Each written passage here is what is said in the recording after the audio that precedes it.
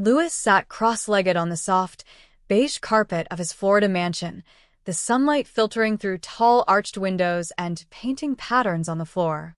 Around him, toys were scattered, colorful building blocks, a small toy train, and a stuffed lion that had seen better days.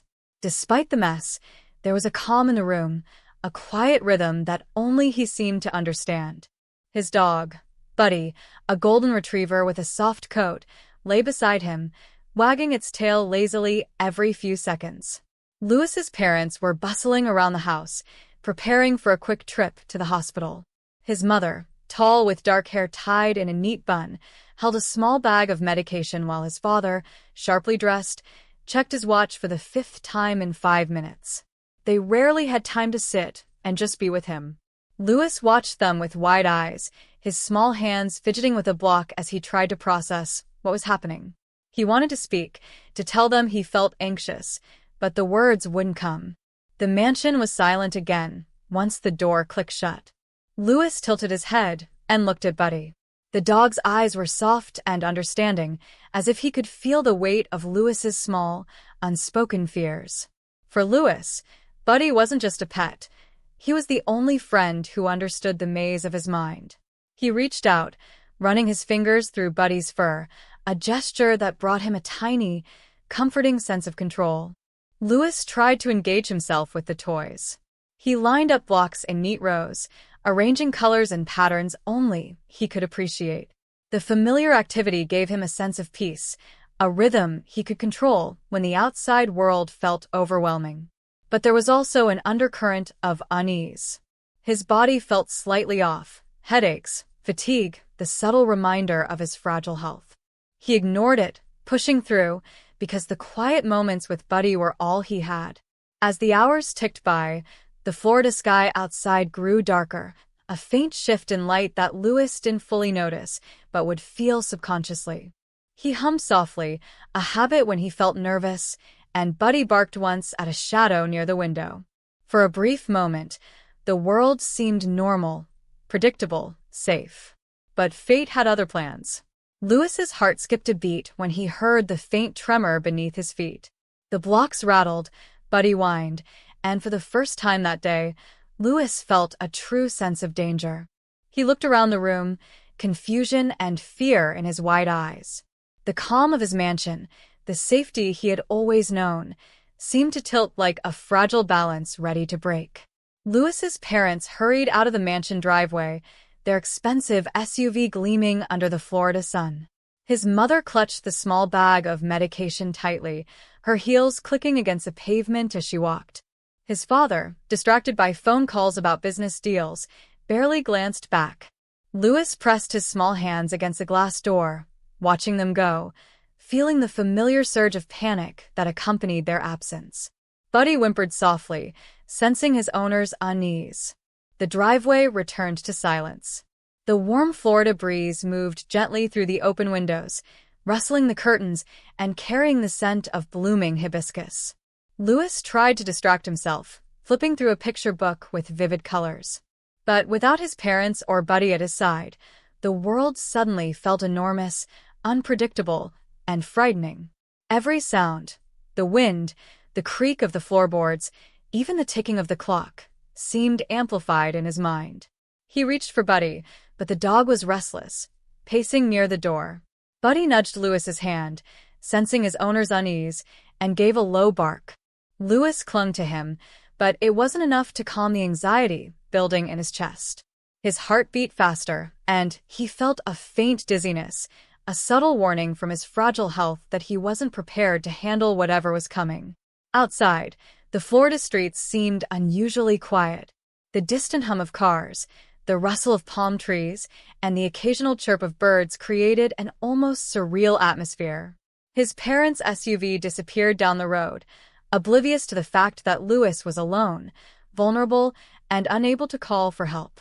The calm of the neighborhood masked the approaching catastrophe. Louis tried to keep himself occupied.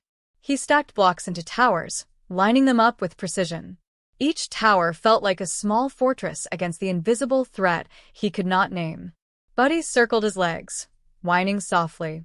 Louis's fragile routine, his small bubble of control, was beginning to crack.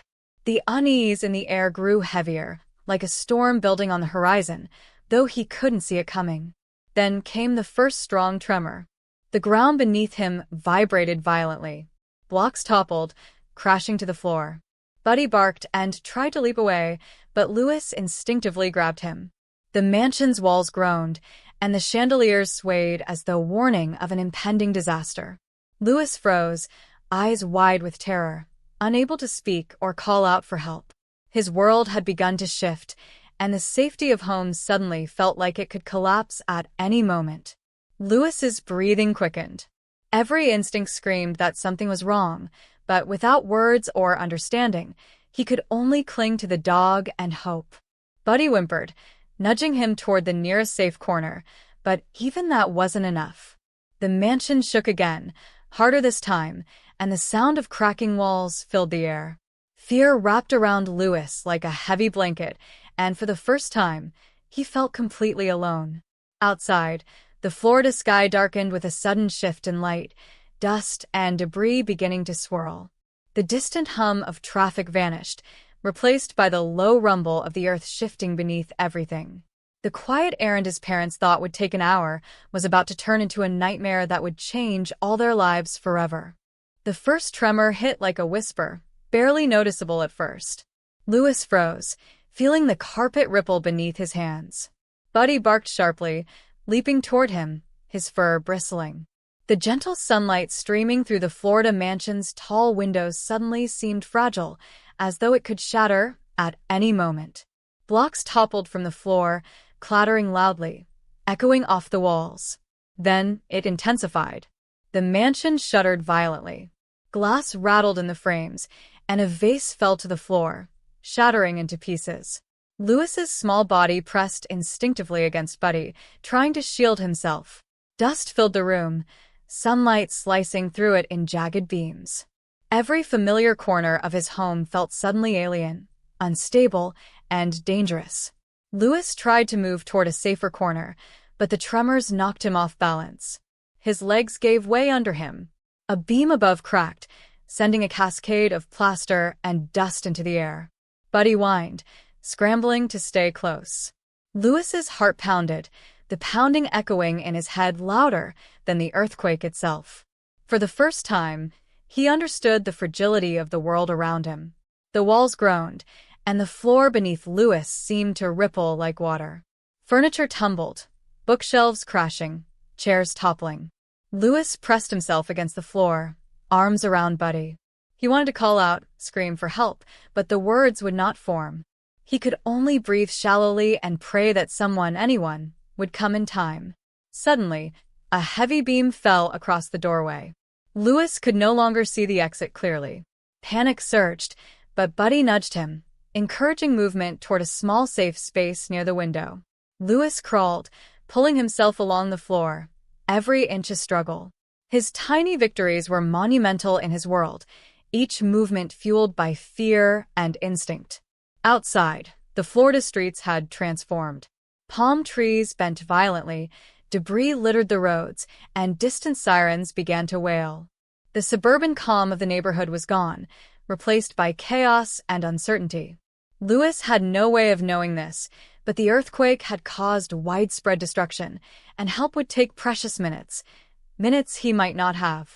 Louis's small frame pressed against the floor. Every muscle in his body screamed for him to flee, yet the tremors made movement nearly impossible. Buddy's fur was matted with dust, his ears back, eyes wide. The bond between boy and dog became a lifeline, each trusting the other to survive. Time seemed to slow, stretching each second into an eternity of fear. And then the unimaginable happened. A section of the ceiling gave way, sending a heavy beam crashing down. Louis ducked instinctively, but his head struck part of the debris. Stars exploded behind his eyes. Buddy yelped, trapped beneath a fallen chair. Pain and confusion enveloped Louis. He couldn't speak, couldn't call for help. The mansion, his safe haven, had turned into a dangerous trap. Louis lay on the floor, head throbbing, dust clinging to his hair and clothes. The ceiling above him had collapsed in several places, leaving jagged beams and plaster scattered, like a battlefield. Buddy's bark echoed weakly from somewhere beneath the debris, but the tremors had stopped for now. The mansion was eerily silent, save for the faint creak of walls settling and the distant rumble of the earth. Lewis's small hand reached out, trying to find Buddy in the rubble, but the dog was gone. He tried to call out, but no words came. His throat tightened with fear, each breath shallow. The mansion, once his safe sanctuary, was now a maze of danger. Furniture lay toppled, glass shattered, and shadows from the broken walls stretched across the floor like silent threats. Every instinct screamed that he needed help, but there was no one. He was completely alone. Lewis crawled toward a window, trying to find a way out. The glass had partially shattered, leaving sharp edges, but he pushed through, careful despite his pain. Outside, the world had changed. Florida streets were covered with debris, trees bent or uprooted, and smoke rose from distant buildings. Sirens wailed faintly, too far away to be helpful. Fear mingled with confusion, but Lewis's determination to survive pushed him onward. Then came the realization that broke him inside. Buddy was gone. The dog had run off during the collapse, probably injured or trapped.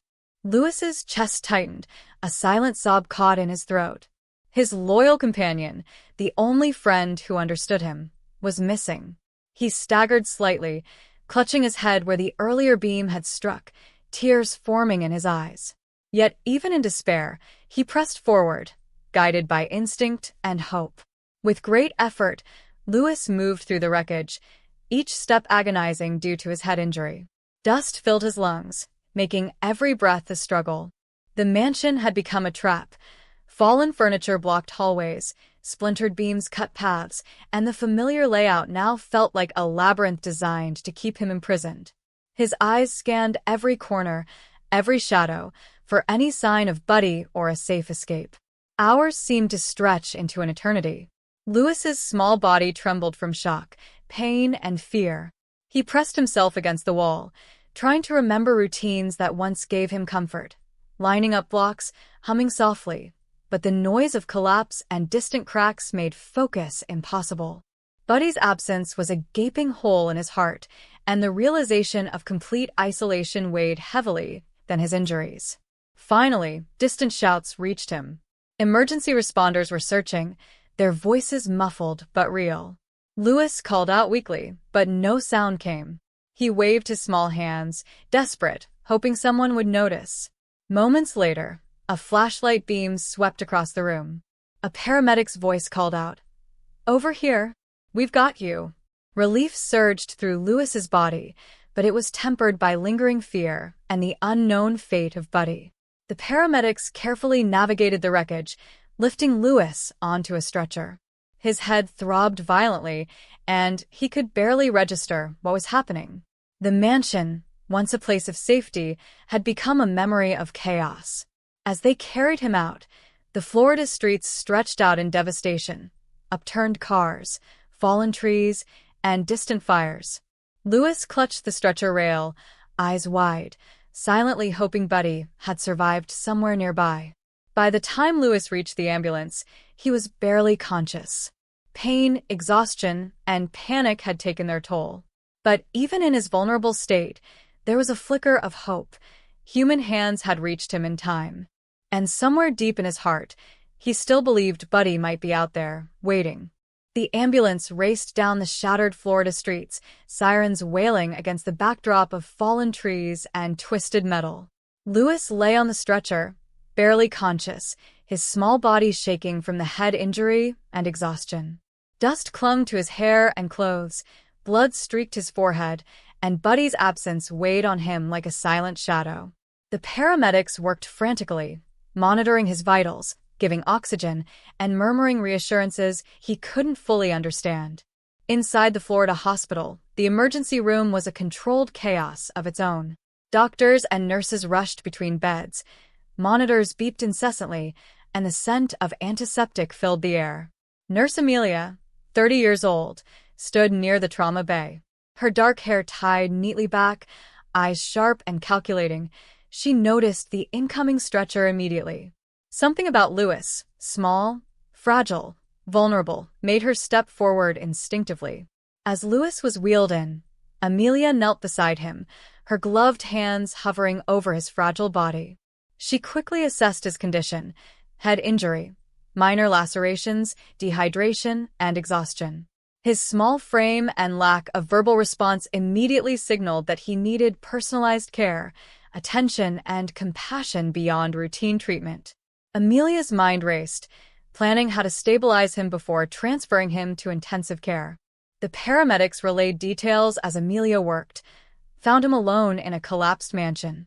Severe head trauma, nonverbal, possible concussion, signs of dehydration. No companion, lost dog. Amelia nodded, already forming a strategy in her mind. She knew this was more than a medical case. This was a human life in extreme vulnerability, and she was the first person who could bridge that gap. Amelia directed the team to stabilize Louis immediately. She cleaned the visible cuts gently, checked his airway, and adjusted the oxygen mask over his nose and mouth. Her touch was firm but tender, conveying both competence and compassion. Though he couldn't speak, Louis's eyes fluttered open briefly, and for a fleeting moment, they met Amelia's gaze. It was enough to ignite a spark of connection in her heart. Minutes felt like hours as she worked tirelessly. Amelia observed the smallest details: the slight tremor in his fingers, the uneven breathing, the subtle flicker of recognition when he saw her face. She realized that Louis's survival depended not only on medicine but on emotional stability, someone who could understand him without words. In that instant, Amelia silently vowed she would be that person. The trauma team lifted Louis carefully onto the ICU bed. Amelia stayed close, monitoring his vitals and comforting him with a quiet, steady presence. Every beep of the monitor, every twitch of his eyes, became a note in the silent symphony of his survival. Though the mansion had collapsed, though Buddy was lost, Amelia's presence became the first anchor of hope in a shattered world. Even as the room buzzed with medical urgency, Amelia whispered softly, almost to herself, "I'll get you through this. I promise." Louis's eyes, heavy with pain, fluttered again, and he seemed to respond, not with words, but with recognition. The first thread of connection had been made, delicate but unbreakable. The ICU room was quiet now, save for the steady beeping of monitors and the faint hiss of oxygen.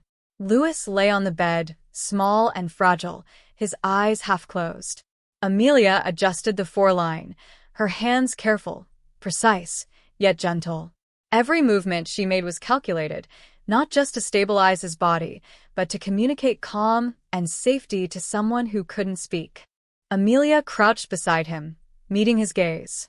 Her brown eyes softened as she observed his subtle reactions, the way his fingers twitched when she moved closer, the slight shift of his eyes tracking her.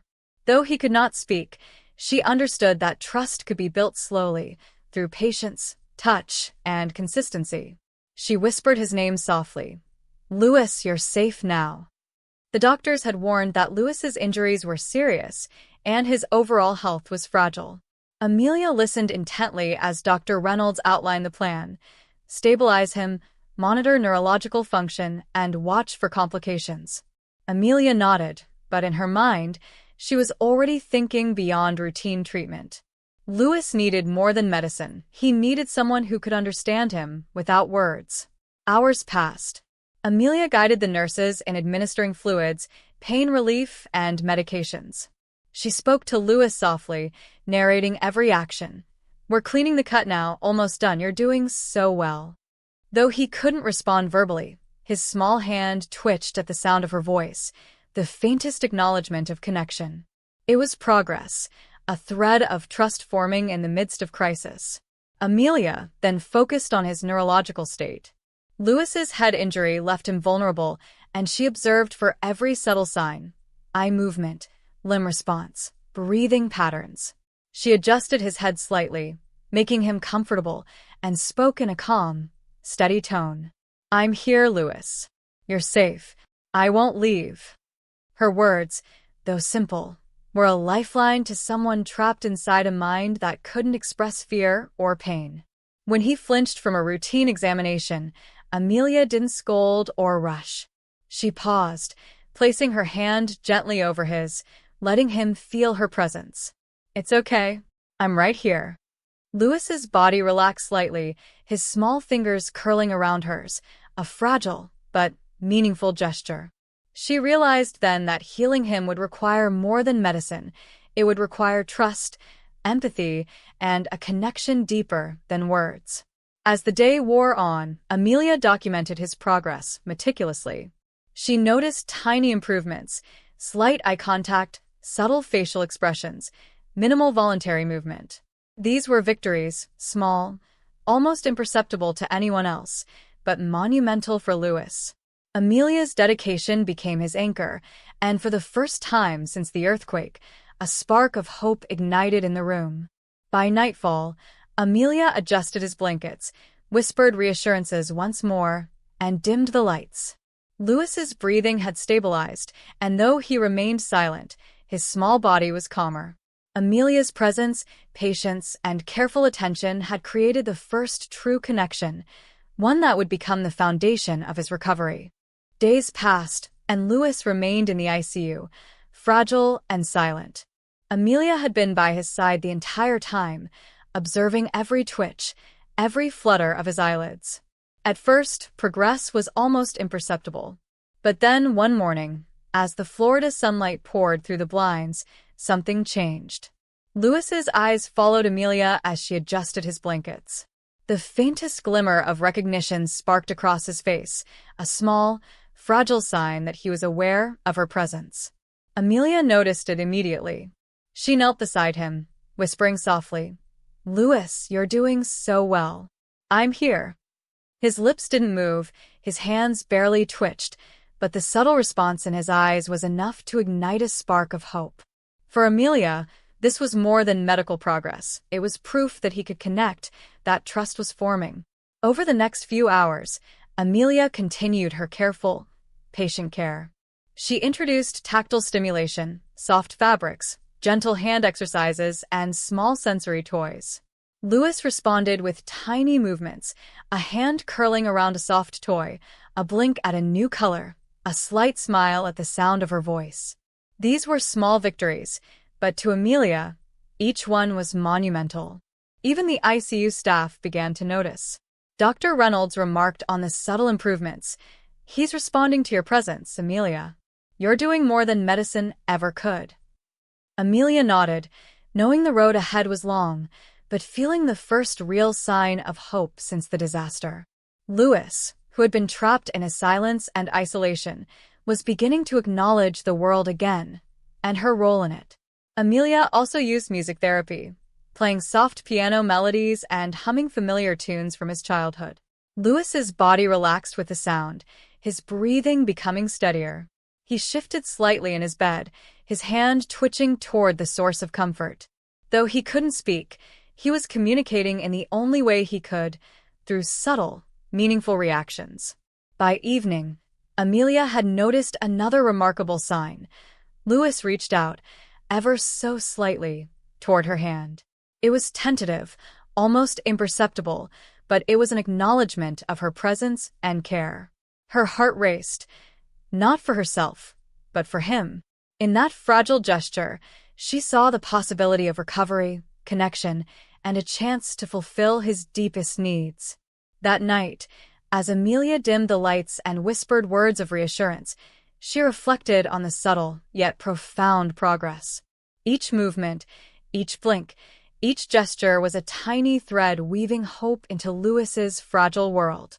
Against the backdrop of devastation, isolation, and trauma, these small signs were monumental victories. Even the wealthiest cannot buy time, safety, or certainty, and Louis's parents were about to learn that the hard way. The Florida mansion, now partially in ruins from the earthquake, stood as a ghost of its former grandeur. Louis's parents returned, their faces pale, eyes wide with fear and guilt. His father, a tall, impeccably dressed man with sharp features, ran a hand through his hair. His mother, elegant but visibly shaken, clutched her handbag as if it could shield her from reality. The luxurious life they had built felt meaningless in that instant. Nothing could undo the terror that had befallen their son. At the hospital, Amelia briefed them calmly, yet firmly. "He's stable for now," she said. "But he sustained a serious head injury and trauma. Recovery will require patience, care, and emotional support. He's responding to interactions, which is a positive sign." Their son, tiny and fragile on the ICU bed, barely recognizable from the vibrant boy they had left days ago, was the center of their world now, and they felt powerless. Louis's father's hands trembled as he reached for the bed's railing. How did this happen?" he whispered, voice cracking. Amelia's calm tone could not mask the truth. No amount of money or planning could prevent disaster. The magnitude of the earthquake, the collapsed mansion, and Louis's injuries were forces beyond anyone's control. Their wealth could not undo fear, loss, or vulnerability. His mother stepped forward, tears glistening in her eyes. "We left him for a short trip. We never imagined this." Her voice broke. Amelia placed a gentle hand on hers, not in reprimand, but as an anchor of support. "You can help him now," Amelia said softly. "He needs your presence, your calm, and your patience." Their luxury and power meant nothing here. Only compassion and attention could aid Louis's recovery. Louis stirred slightly, his eyes fluttering open. He recognized them, not fully, but enough to show small signs of acknowledgement. His father's sharp features softened as he caught that glimpse. It was a reminder that Louis was still there, still fighting, and they had a responsibility beyond wealth. To be present, to care, and to rebuild trust that had been broken by circumstance. Amelia explained that bonding and emotional consistency would be critical. "He may not speak, but he perceives your presence. Every action, every word, every touch matters. You're part of his healing now, more than anyone else." The parents nodded, absorbing the reality. Fear and guilt lingered, but Amelia's calm guidance provided a path forward. That night, as the hospital settled into quiet, Louis's parents sat beside him, hesitant but present. His father gently held his hand, careful not to startle him. His mother whispered comforting words, softly narrating her presence. Amelia watched silently from a corner, knowing that the fragile trust Louis was building with her would now expand to include his parents. Together, they could rebuild his world, one small gesture at a time. Louis had been in the ICU for several days now, stabilized but still largely nonverbal. Amelia had been patient, gently observing every twitch, every blink, every subtle gesture. Today, she decided to try something new, speaking slowly, repeating his name, and asking him to respond, not with words, but with sounds, small gestures, anything. "Louis, can you say Amelia?" she whispered, her voice calm, patient and inviting. At first, there was nothing. His lips moved slightly, but no sound came. Amelia's calm persisted. She encouraged him gently, guiding his hands to mimic simple gestures and repeating sounds softly. "Try. Lou. Louis," she coaxed. Slowly, painfully, the smallest sound escaped his lips. L. His eyes widened, as if surprised by his own voice. His parents watched in awe, disbelief etched on their faces. His father's sharp jaw slackened, and his mother's hand flew to her mouth. He said something," she whispered, tears glistening in her eyes. Amelia nodded softly, keeping her excitement contained to maintain calm. "It's the first step," she said. "Patience now, repetition later. This is a huge milestone." Louis tried again, his small lips forming a shaky, faltering Louis. Each attempt required immense concentration, his little body trembling with effort.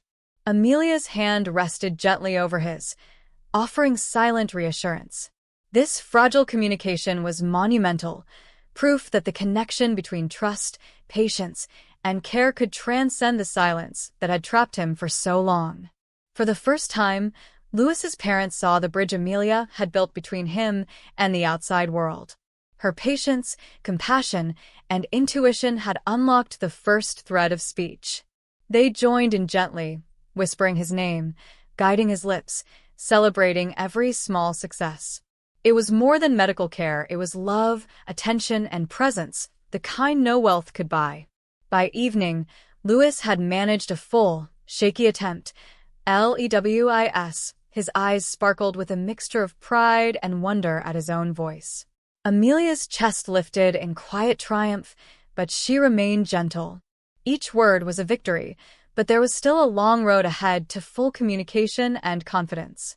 Amelia whispered softly afterward, kneeling close to his bed. "You're doing it, Louis. You found your voice. I'll help you speak again more every day." Louis's small hand twitched, reaching toward her, his first voluntary gesture of gratitude. In that moment, Amelia knew their bond had become unbreakable. He trusted her, relied on her, and the first miracle of recovery had been witnessed. After Louis spoke his first words, Amelia knew the journey had only just begun. Every day in the ICU became a careful routine of therapy, observation, and encouragement.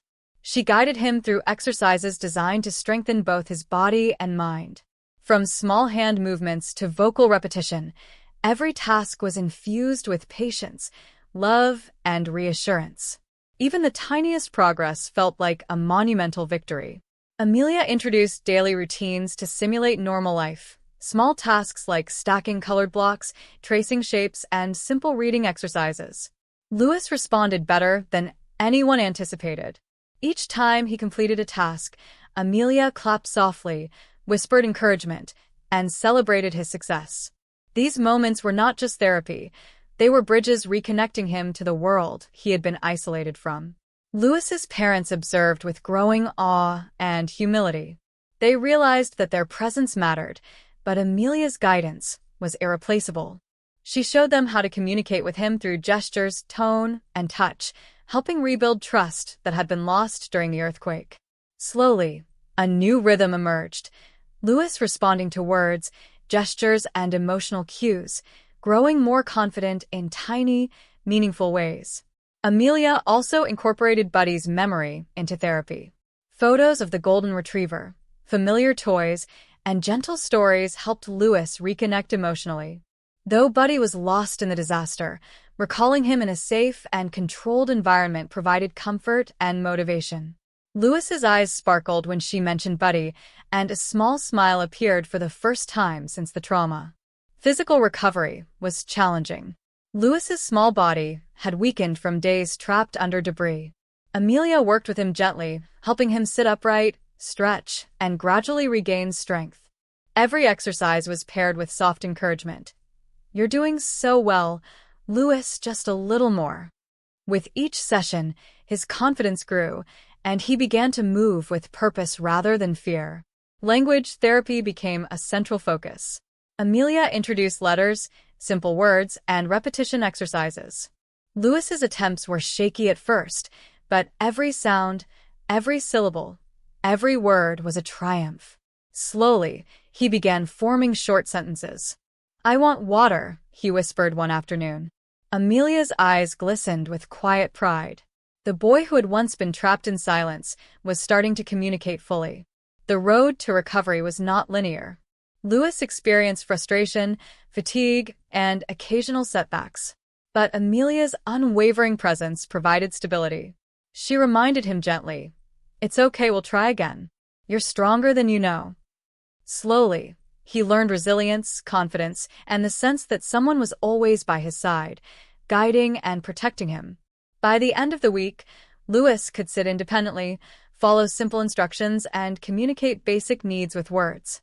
Amelia documented every milestone, knowing that each step was critical not just for his physical recovery, but for his emotional healing.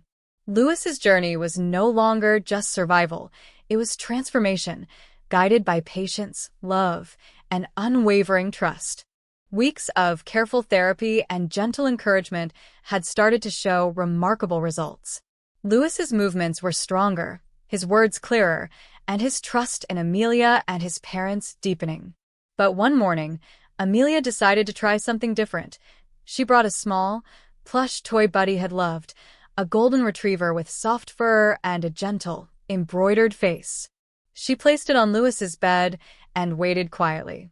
Louis's eyes widened as recognition sparked. His small hand reached out tentatively, brushing the toy's soft fur. Amelia's heart leapt. She whispered softly, "It's Buddy, he's here with you." Louis's lips quivered as if trying to form words, but what happened next was even more powerful. The tiniest curve appeared on his lips, a smile, faint but unmistakable. His parents gasped softly in awe. His mother clasped her hands over her mouth, tears welling in her eyes. He's smiling," she whispered, voice choked. His father leaned closer, eyes glistening with pride and relief. It was a smile that spoke of recognition, joy, trust, and the first real step toward emotional healing after the trauma. Amelia encouraged him gently. "That's it, Louis, look at you. Buddy's here, and you're safe. Keep smiling for me." Louis's small hand gripped the plush toy a little tighter, his eyes lighting up with delight. This smile wasn't just a physical gesture. It was a window into his healing mind and heart, a sign that he was beginning to reconnect with the world around him. For the next hour, Louis repeated the gesture, smiling more each time Amelia or his parents spoke to him. Each smile was a triumph over fear, silence, and isolation. Amelia documented every reaction, knowing that these small breakthroughs were foundational to his emotional and psychological recovery. By evening, Amelia had a new ritual. She would sit at his bedside and tell him small stories of Buddy's adventures, watching as Louis's tiny smiles lit up his face.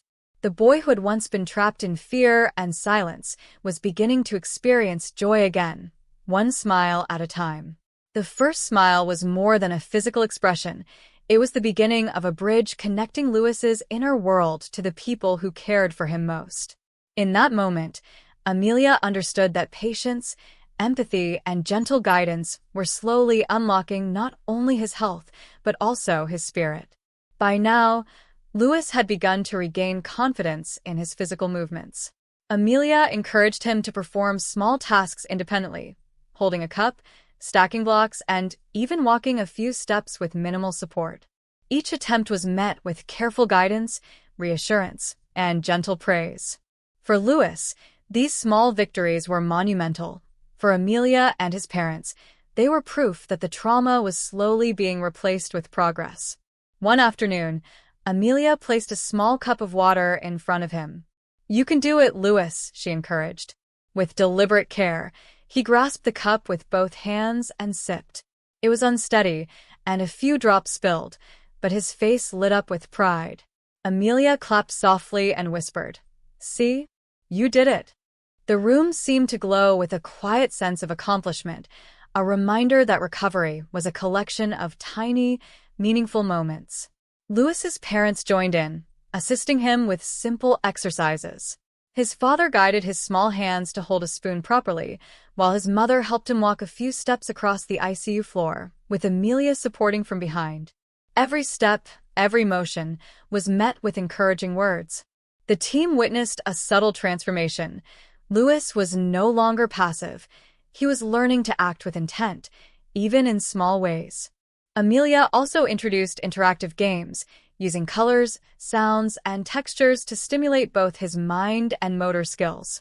Louis responded eagerly, laughing softly at each success. His first laugh since the disaster echoed through the ICU, a sound more powerful than any words. It was a testament to resilience, connection, and the careful guidance of someone who understood him completely. Even during small setbacks, spilling a cup, missing a step, Amelia's presence remained steady. She whispered, "It's okay, try again." Louis's determination grew with each attempt, showing that confidence was returning alongside physical strength. These small victories, though simple in action, carried immense emotional weight. By the end of the week, Louis could complete a series of small tasks independently: drink water, walk short distances, stack blocks, and respond with simple words. Amelia documented each milestone meticulously, knowing that these incremental successes were the building blocks of his eventual full recovery. That night, Amelia whispered softly beside his bed, "You're stronger than you know, Louis." Every small step is a victory, and there are many more ahead. Louis's eyes, bright and alert, reflected understanding and trust. He had begun to reclaim his independence, piece by piece, with Amelia guiding every step. Weeks into recovery, Louis's bond with Amelia had deepened beyond the simple trust of patient and nurse. He now sought her presence instinctively, his small hand reaching for hers when he needed support or comfort. Amelia noticed these subtle gestures with a mix of professional focus and quiet tenderness, understanding that healing extended beyond medicine. It was about emotional connection, security, and trust. Amelia introduced activities that encouraged shared focus, drawing with crayons, reading short stories aloud, and arranging small objects together. Louis followed her guidance, his movements tentative at first, then increasingly confident. The boy who had been trapped in fear and trauma was beginning to express himself through action, reaction, and subtle gestures, all forms of communication beyond words. One afternoon, Amelia noticed Louis mimicking her expressions, smiling when she smiled, frowning when she feigned surprise. It was an early form of social learning, showing that he was not only regaining communication but also emotional understanding. She whispered, "I see you, Louis. I know what you're feeling," reinforcing the bond with patience and gentle attention. Parents were amazed. They watched their son, once silent and fearful, interact naturally with Amelia. Their awe was tinged with humility. They realized that it was Amelia's constant presence and emotional sensitivity that had unlocked this new side of Louis. They began participating, too, guided by her example, creating a triad of trust, care, and understanding around him. Amelia also introduced gentle play therapy, using simple games to encourage initiative. Louis began pointing to objects he wanted, reaching for things independently, and responding with gestures that conveyed meaning. Each small success reinforced the bond, the understanding that Amelia was not just a nurse, but a safe anchor in a world that had recently been chaotic and frightening. The most profound moment came one evening when Louis, fatigued but determined, reached his small hand across Amelia's lap and squeezed hers. It was a voluntary gesture, not prompted by instruction or need, but purely emotional. Amelia's eyes glistened. She gently squeezed back, whispering, "I'm here, always." In that instant, their bond was cemented, a connection built on trust, patience, and unwavering care. That night, as Amelia adjusted his blankets and dimmed the lights, she reflected on the journey so far. From trauma, silence, and isolation, Louis had begun to express himself, respond emotionally, and trust fully. Every smile, every gesture, every word was a milestone, but this unspoken bond was perhaps the greatest victory, proof that healing was not just physical, but profoundly emotional. Weeks of therapy had strengthened Louis's muscles, coordination, and confidence. Amelia knew that the next milestone, walking independently, was both a physical and emotional breakthrough. She set up a short, safe path in the ICU, using colorful tape on the floor to guide him, and encouraged him with soft, steady words. "You can do it, Louis. Just one step at a time." At first, Louis hesitated. His tiny feet shuffled, his balance wobbled, and his brow furrowed in concentration.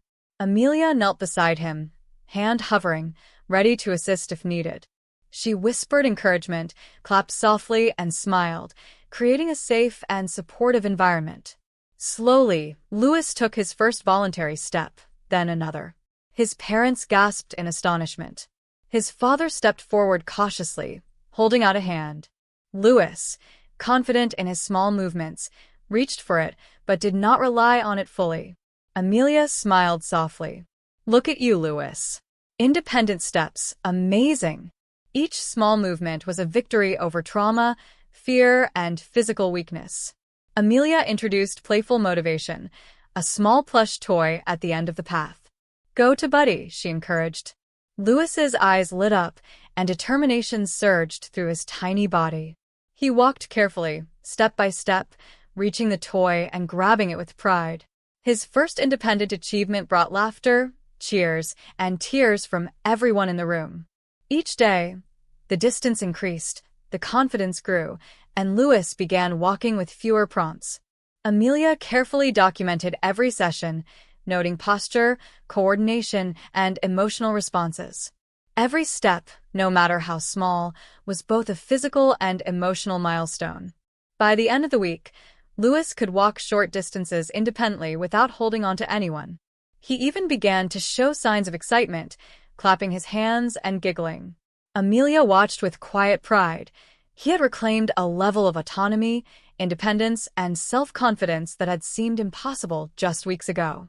That night, Amelia sat beside him, holding his hand and whispering gently, "Every step is yours, Louis. You're growing stronger every day." Louis's eyes, sparkling with achievement and trust, conveyed gratitude beyond words. In that moment, the first independent step was more than physical. It was a symbol of resilience, courage, and hope.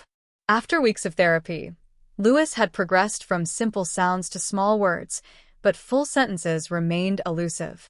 Amelia knew the key to unlocking his cognitive recovery lay in consistent, interactive practice.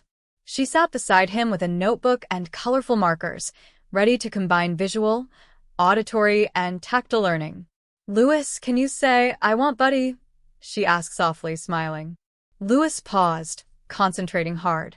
His lips quivered, forming each syllable carefully. "I-W-I-N-T. B-U-D-D-Y." The words were slow, unsteady, but correct. Amelia's heart soared. She clapped softly, whispering, "Yes, that's it, Louis. You're speaking in full sentences now." Encouraged, Amelia expanded the exercises.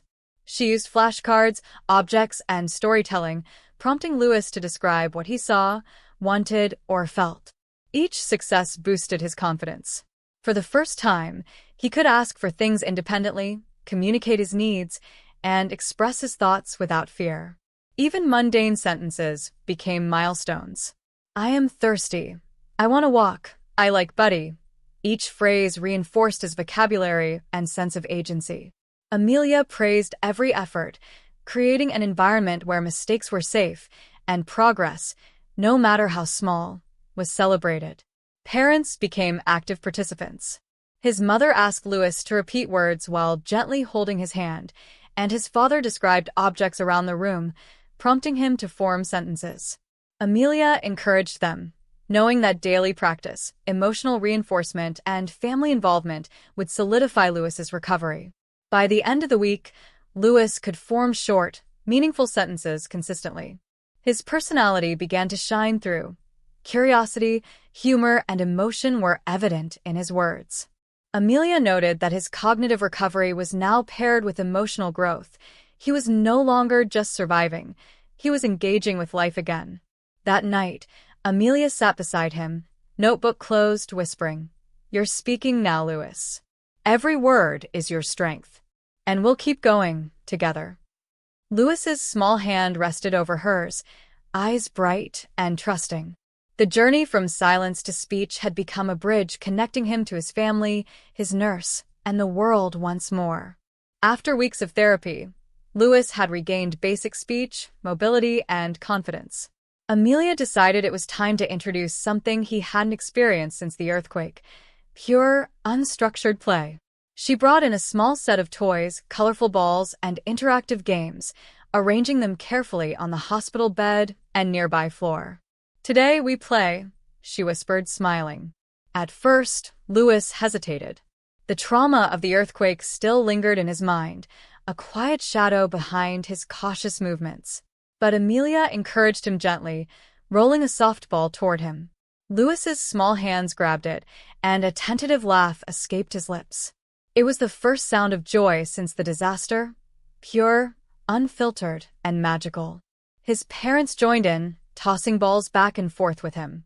His mother laughed along, his father joined in playfully, and Louis responded with giggles, claps, and even a few playful shouts. The room was filled with sounds of connection, laughter, and life, the stark opposite of the silence and fear that had dominated for weeks. Amelia introduced a small game of hide-and-seek using plush toys. Lewis enthusiastically participated, crawling and moving with energy he hadn't shown since arriving at the hospital. Each discovery, finding Buddy under a blanket, spotting a toy behind a chair, was met with laughter and celebration. The therapy had become play, and the play had become a bridge to confidence and emotional expression. The highlight of the day came when Lewis, full of energy, attempted to balance on one foot for a playful pose while holding a plush toy. His parents cheered, Amelia encouraged, and Lewis beamed with pride. This was more than a game. It was evidence of regained strength, independence, and resilience. Even in moments of fatigue, Lewis continued to engage. He rolled on the floor with Amelia's guidance, pointed to toys he wanted, and practiced speaking short sentences during play. "I want this," he exclaimed, giggling as Amelia handed him a toy. These simple interactions reinforced speech, motor skills, and emotional connection simultaneously. By the end of the day, Lewis lay on the hospital bed, exhausted but happy, clutching Buddy to his chest. Amelia tucked a light blanket around him, whispering softly, "You played so well today, Lewis. Look at all the fun and progress you made." His small smile and relaxed eyes conveyed gratitude, trust, and pure joy, a rare emotional victory that went beyond words. Despite his physical and emotional progress, Lewis still carried the trauma of the earthquake. Loud noises, sudden movements, or even shadows could make him flinch. Amelia knew that confronting these fears gently was essential for his complete recovery. She set up a controlled environment in the hospital room, using soft lighting and quiet sounds, preparing him to face small triggers in a safe space. The first challenge came with recorded soft sounds of wind and distant rumbling. Lewis tensed at the first playback. Amelia leaned close, whispering gently, "It's okay, Lewis. You're safe. You're here with me." Slowly, he relaxed under her calm presence, realizing that the past danger was not present. This small act of bravery was the first step in reclaiming emotional security. Next, Amelia introduced shadows moving across the room, simulating the fleeting movements of debris during the earthquake. Lewis's small body froze at first. Amelia held his hand and said softly, "You are stronger than your fears." Gradually, he reached out to touch the shadows, each interaction building confidence, proving to him that danger was no longer real. Parents were encouraged to participate in the therapy. His mother gently held his hand while his father spoke softly, narrating the safety of the room and emphasizing trust. Lewis responded, glancing at them, finding reassurance in their presence. The family's involvement reinforced the idea that fear could be faced together, not alone. A breakthrough came when Amelia brought in a small, controlled simulation of debris, soft pillows arranged to mimic obstacles. She guided Lewis through them, step by step. At first hesitant, he gradually moved through the obstacle course, each step met with encouragement and soft applause. By the end, Lewis had navigated it independently, his small chest rising with pride. Amelia also encouraged verbalization of his feelings. "It's okay to feel scared," she said. "Can you tell me how it feels?" Lewis hesitated but whispered, "Scared but okay." It was a monumental moment. He was acknowledging fear and expressing control over it. By the evening, Lewis had faced multiple triggers in a safe, guided environment. His parents and Amelia celebrated quietly, knowing this progress was more than physical. It was emotional liberation. Lewis had begun to reclaim control over his mind, learning that fear could be faced, understood, and overcome. After weeks of physical and emotional recovery, Amelia felt Lewis was ready for his first outing since the earthquake. The hospital courtyard, quiet and controlled, offered fresh air, sunlight, and a sense of freedom beyond the ICU walls. Amelia prepared a small bag with essential items, water, snacks, and Buddy's plush toy for comfort. "Are you ready, Lewis?" she asked gently. At first, Lewis hesitated as the doors opened to the outside. The sound of birds, wind, and distant traffic made him pause. Amelia held his hand, whispering calmly, "It's safe, Lewis. I'm here with you." Slowly, he pushed forward, his small wheelchair moving toward sunlight. Every inch was a victory, each moment a reaffirmation of trust and courage. His parents joined, walking alongside, sharing quiet encouragement. The open space and fresh air seemed to invigorate him. For the first time in months, Louis gazed at the sky, pointing at clouds and birds, softly uttering words. Bird, sky, sun. Amelia smiled, quietly clapping, proud of his renewed curiosity and engagement. Amelia had prepared a small interactive activity, softballs and a short walking path across the grass. Louis, now more confident, attempted to walk short distances with Amelia's guidance, touching the grass with awe and curiosity. His laughter and small exclamations echoed softly in the courtyard, sounds of life reclaimed. The highlight of the outing was a small picnic. Amelia and his parents sat with him on a soft blanket, sharing snacks and talking casually. Louis, fully engaged, used words to request items, ask questions, and comment on his surroundings. His social interaction, once nearly impossible, was blossoming before their eyes. Even Buddy's plush toy became part of the adventure. Louis placed it on the grass, talking to it as if narrating an adventure. "Buddy, run, son," he exclaimed with laughter. Amelia chuckled softly, whispering, "He's with you everywhere, Louis. Always." By the end of the outing, Louis had walked short distances, used words independently, and laughed freely in the sunlight. Amelia guided him back to the hospital, knowing this first step outside was a milestone in reclaiming normalcy, confidence, and joy.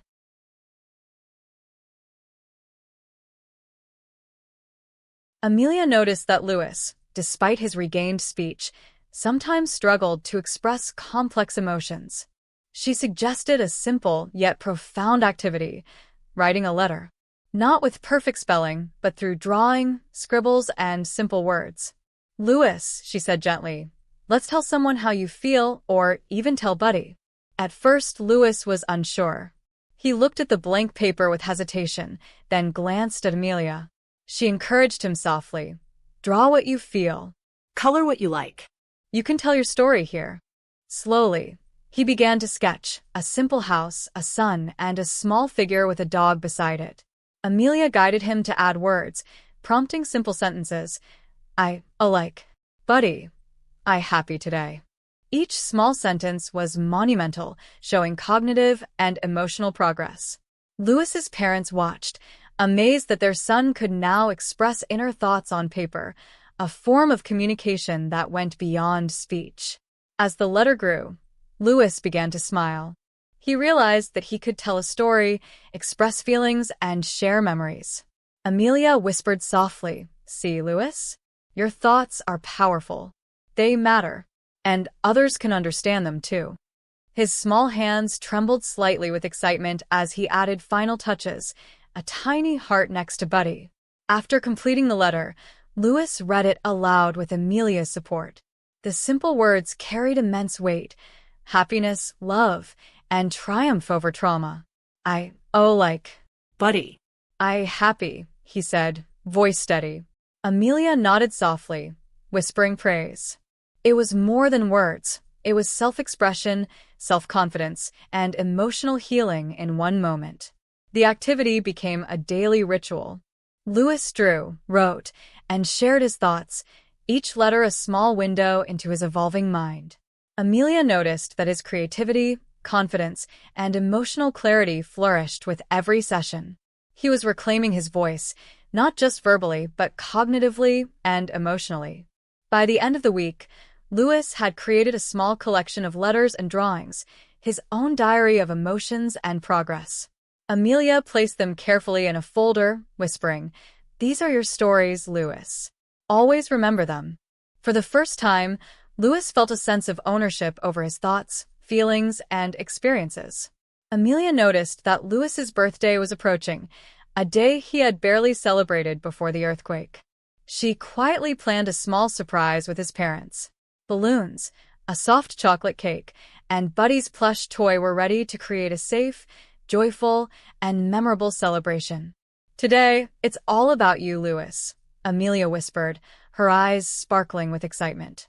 At first, Louis stared in awe, unsure how to react. The colors, smells, and gentle sounds overwhelmed him slightly. Amelia took his small hand in hers and whispered, "You are safe, and this is all for you." Slowly, his lips curved into a tentative smile. The first spark of joy since the earthquake shone clearly in his eyes. His parents encouraged him to blow out the candles. Louis's small hands reached carefully toward the cake, taking a deep breath. With Amelia's guidance, he blew gently, and the candles flickered out. Cheers erupted quietly from Amelia and his parents. Louis giggled, a sound pure and unrestrained, echoing throughout the room. Amelia handed him Buddy's plush toy. Louis hugged it tightly, whispering softly, "Buddy, happy me." The room seemed to glow with emotion. For Louis, this was more than a birthday. It was a moment of normalcy, connection, and the joy of being truly seen, loved, and celebrated. They played small games afterward, rolling softballs, stacking colorful blocks, and solving simple puzzles. Louis laughed freely, used full sentences, and expressed delight at each turn. Amelia noticed how celebration itself became therapy, joy, play, and emotional connection, reinforcing resilience and recovery. Before leaving, Amelia helped Louis create a small "thank you" drawing for the surprise. Using colored pencils, he drew balloons, cake, and Buddy, writing, "Happy me, thank you." It was a symbolic act, acknowledging love, joy, and the safe space around him. That night, Louis lay in bed, clutching Buddy and looking at the balloons. Amelia whispered softly, "Today was yours, Louis. You are loved, you are strong, and every day brings more joy." Louis's eyes shone with quiet contentment, the first time he truly felt the emotional security of family, care, and celebration. Connection with others can heal in ways no therapy alone ever could. And today, Louis would take his first steps into friendship. Amelia knew that social interaction was the next frontier in Louis's recovery. She arranged a controlled visit with 2 children of similar age, both gentle and playful, in a safe courtyard area outside the hospital. Louis, still cautious of new faces, clutched Buddy tightly as Amelia guided him to meet them. "It's okay, Louis. They're friends," she whispered. At first, Louis stayed silent, observing. His small hands fidgeted around Buddy. One of the children rolled a softball toward him. Louis hesitated, then slowly reached out and nudged it back. Amelia whispered praise. "Good job, Louis. That's how friends play." The first small exchange was monumental. He was participating socially without fear. Gradually, the interaction grew. Louis began speaking short sentences. "Ball, throw me." The children responded excitedly, laughing and passing the ball. Amelia watched with pride. Her patient guidance had now extended into social confidence. Louis was learning cues, taking turns, and enjoying play with peers. His parents joined in the games cautiously at first. They cheered him on, modeled gentle interactions, and encouraged turn-taking. Louis's small laughter filled the space, blending with the other children's giggles. For the first time, he was not just recovering, he was thriving socially. Amelia introduced a cooperative game, building a tower with large, soft blocks. Louis hesitated initially, unsure how to interact with others collaboratively. But when one of the children handed him a block, he placed it carefully, smiling. The children cheered, and Louis responded with giggles and short sentences, "Here, go." By the end of the day, Louis had walked short distances to interact with the children, spoken in full sentences, and even initiated play. Amelia knew this was a turning point. Social confidence, previously dormant, had begun to flourish. Louis had discovered the joy of peer interaction, a critical step in regaining a sense of normal childhood. Before leaving, one of the children handed Louis a small drawing. "For you," they said. Louis looked at it, smiled broadly, and whispered, "Thank friend." Amelia's heart swelled. This small moment symbolized trust, friendship, and emotional growth. That night, Louis hugged Buddy and whispered softly, "Friends, fun, happy." Amelia smiled, knowing that social recovery, friendship, and emotional resilience were now firmly taking root. Amelia realized that Louis had regained confidence in speech, mobility, and social interaction, but independence outside the controlled hospital environment was the next challenge. With his parents' support, she planned a series of small tasks in the hospital courtyard, carrying a water bottle, walking short distances without assistance, and placing items on a low table. "You can do it, Louis," Amelia whispered, smiling. At first, Louis was cautious.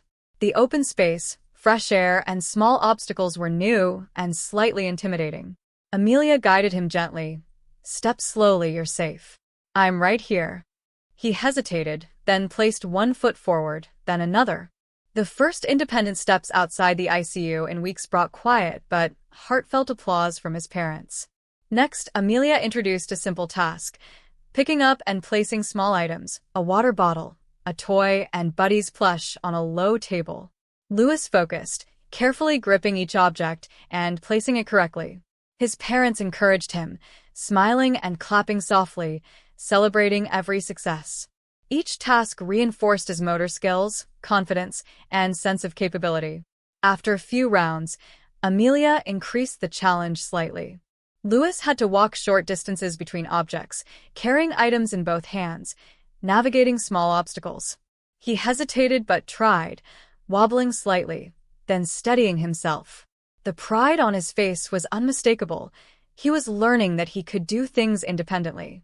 Encouraged, Louis began initiating actions on his own. He picked up Buddy, pointed to the water bottle, and walked toward the table without prompts. Amelia smiled softly, whispering, "See, Louis? You can do it yourself." This moment marked a breakthrough. He was no longer entirely dependent on guidance. The final exercise of the day was the most symbolic. Amelia asked Louis to walk a short path alone, leaving her hand free. Hesitant at first, he took deep breaths, then began stepping forward carefully. Each step was deliberate. By the end, he reached the small goal marker, a cone set for the exercise, and raised his arms in a small celebratory gesture. Amelia and his parents cheered softly, tears of pride glistening. That night, back in his hospital bed, Louis whispered softly to Buddy, "I strong." Amelia smiled, brushing his hair back gently. Independence, confidence, and trust had merged into a new milestone. He had begun reclaiming control over his body, choices, and actions. After weeks of therapy, play, social interaction, and small steps toward independence, Amelia sensed that Louis had grown more confident in expressing his inner thoughts. One evening, she brought out a small notebook and colored pencils. "Louis," she said gently, "sometimes we all have wishes. Would you like to tell me yours?" Louis paused, glancing at Amelia and then at his parents. His small hand trembled slightly as he held a pencil. Slowly, he began to draw a tall building, a small helicopter, and a figure waving from the rooftop. Amelia noticed immediately. This wasn't a random drawing. It represented something Louis had long desired. Amelia leaned in gently, whispering, "Louis, is this what you wish for?" He nodded slowly, eyes bright, and whispered with effort, "See, world, fly me." The meaning was clear. Louis wanted to experience the world beyond the hospital, perhaps even fly in a helicopter, exploring what he had only imagined. His parents gasped softly, realizing the depth of his wish. They had never heard him express such a clear desire. Amelia reassured them, "He's ready. This is more than therapy. It's giving him the chance to live his dream safely." Louis's small voice, combined with his drawings, had revealed a profound longing to see the world from above and experience freedom. That night, Amelia sat with Louis, tracing his drawing and whispering encouragement. "Your wish is powerful, Louis. And soon, we will make it come true." Louis's small hands clutched Buddy tightly, his eyes reflecting both hope and trust. It was a quiet moment of connection, his secret desire shared, understood, and validated. The revelation of Louis's secret wish marked a turning point. For the first time, his parents and Amelia saw the true depth of his dreams and understood how much he longed for freedom, adventure, and a life. Some dreams seem impossible until someone believes enough to make them real. Today, Louis would touch the sky. The morning sun bathed the hospital courtyard in a golden glow as Amelia and Louis's parents prepared for the big day. A helicopter awaited on a nearby field, arranged safely by Amelia and hospital staff. Louis, clutching Buddy, stared in awe at the sleek machine. "Louis, today, you'll see the world from above," Amelia whispered, her voice calm but excited. At first, Louis hesitated. The sound of the rotor blades and the open space triggered a flicker of fear. Amelia knelt, holding his hand, whispering softly, "You're safe. I'm with you. Your wish is real." Slowly, Louis took a deep breath and nodded, his small fingers gripping Amelia's hand. Step by step, Amelia guided Louis into the helicopter, his parents following closely. The cabin smelled of new leather and engine oil. Louis clutched Buddy to his chest, whispering softly, "Fly me, Buddy." Amelia smiled and reassured him, "Yes, Louis. Today you'll fly." The helicopter lifted off gently, and Louis's eyes widened as the ground fell away beneath him. The city of Florida stretched out like a painted map. Amelia pointed out landmarks, the hospital, parks, rivers, while Louis softly narrated what he saw. River, trees, house, his sentences, once labored, flowed naturally with awe and excitement. As the helicopter soared higher, Louis began to laugh, a pure, unrestrained sound of joy. Buddy hugged to his chest. He pointed at clouds and whispered, "Sky big, me happy." Amelia and his parents exchanged emotional glances, tears welling quietly. This was more than a ride. It was the fulfillment of his deepest wish, a triumph over trauma, disability, and fear. The flight continued for several minutes, allowing Louis to take in the panoramic view.